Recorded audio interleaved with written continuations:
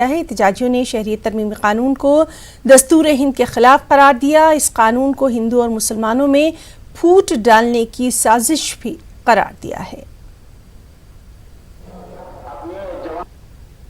कोने कोने से लोग कुद्दूस साहब ईदगाह की जानिब दौड़ रहे हैं। यहाँ पर आप देख रहे हैं कि बड़ी तादाद में लोगों का मजमुआ आ रहा है। रैलियों की शक्ल में मुख्तलिफ इलाकों से ये रैलियाँ निकाली गई हैं। आज का मरकजी जलसा, हज़ारों की तादाद में लोगों की शिरकत। यहाँ पर क्या हिंदू क्या मुसलमान सभी शामिल हैं और सीएए की पुरजोर मुखालिफत कर रहे हैं। बताइए क्यों आप यहाँ पर हाजिर हैं? जय हिंद, अस्सलाम वालेकुम। मैं हूँ हिंदुस्तानी और इसीलिए आई हूँ कि मेरा कॉन्स्टिट्यूशन बिल्कुल ख़तरे में है। मुझे जो हिंदुस्तान पसंद है, जिसमें हम एक साथ रहते हैं, जिसमें हम हिंदुस्तानी लिबास पहनते हैं, जिसमें हम दिवाली और ईद मनाते हैं, वो हिंदुस्तान ख़तरे में है। इसलिए मैं बाहर आई। मैं अपनी नौकरी से थोड़ी सी छुट्टी लेके आई। सीएए और एनआरसी के लिए रिजेक्ट करने के लिए आए हैं इधर, और हमारा हक है। हम यहीं पैदा हुए हैं और हम यहीं रहेंगे। हमें एनआरसी नहीं चाहिए। और जो है ये एनआरसी से क्या चाहते हैं आप? मुल्क को लड़ाना चाहते हैं क्या? ये आज़ादी के लिए इसीलिए लड़ा है। मुसलमानों का भी पूरा हक है, इसमें सबका हक है। हम किसी को अमन चाहते हैं, हम जो है लड़ाई नहीं चाहते। आप देख रहे हैं कि सीएए और एनआरसी के खिलाफ ज़बरदस्त एहतजाजी मुजाहरा हो रहा है। बड़ी तादाद में लोग जोक दर जोक यहाँ पर आ रहे हैं। हम लोग मैसूर रोड से आए हैं। हम लोग इस बिल को रिजेक्ट करते हैं। This bill is against the entire diversity of our country. So this bill is against the diversity of our country. That is why we are rejecting this bill. यहाँ पर आप देख सकते हैं कि किस तरह नौजवान इस इजलास में शिरकत के लिए आए हुए हैं। पूरे बेंगलुरु से लोग यहाँ पर इकट्ठा हुए हैं और ये पैगाम दे रहे हैं कि वो सीएए की पुरजोर मुखालिफत करते हैं। एक मुल्क एक कौम का नारा लगाया जा रहा है। डू नॉट डिवाइड इंडियंस का नारा लगाया जा रहा है। मैं बैंगलोर से हूँ क्योंकि मेरा देश सेक्युलर है और ये कानून सेक्युलर नहीं है। We are opposing it because we are a secular country and we don't want our government to make laws that discriminate against any one religion. नहीं रहेंगे, ये अलग करने का कोई माबूद नहीं है। 60 इयर्स हो गए स्वतंत्र को, फिर अब क्यों ऐसा हिंदुस्तान में मुसलमान अलग करने के लिए कोशिश कर रहे हैं? ये गलती है, ये एनआरसी गलती है। No to NRC, no to CAA, no to CA भी बोल रहे हैं।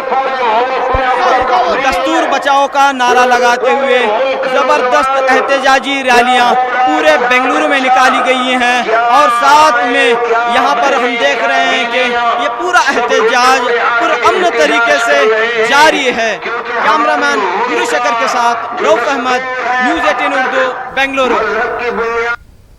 बेंगलुरु में शहरियत कानून के खिलाफ मुनक़दा एहतजाजी जलसे में बड़ी तादाद में वकीलों ने भी शिरकत की है। हाई कोर्ट और मकामी अदालतों के वकला ने एक आवाज़ में इस कानून की सख्ती से मुखालफत की और कहा कि यह कानून दस्तूर हिंद की कई दफ़ात की खिलाफ वर्जी करता है। एनआरसी पर भी वकला बरादरी ने सवालात खड़े किए हैं।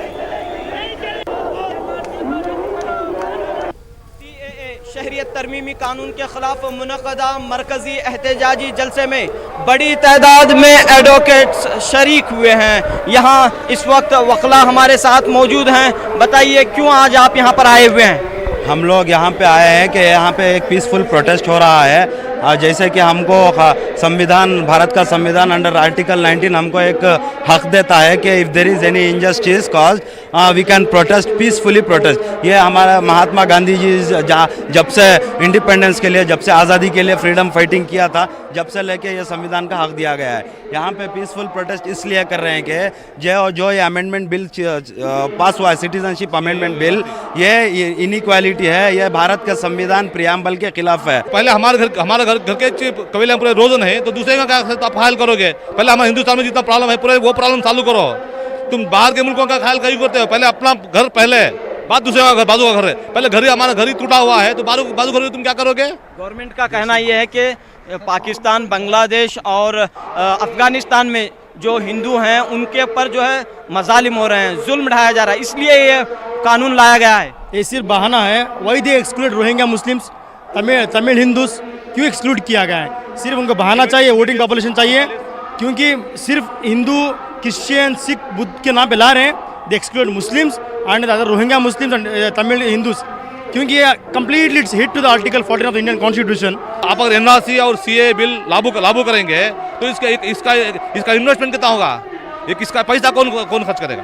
अब ऑलरेडी असम में एनआरसी हुआ, इसके लिए कितने 1000 करोड़ रुपए पानी मिल गए, लेकिन वो सक्सेस नहीं हुआ। अब फिर सारे इंडिया में करोगे तो क्या होगा? इसका मतलब क्या होगा?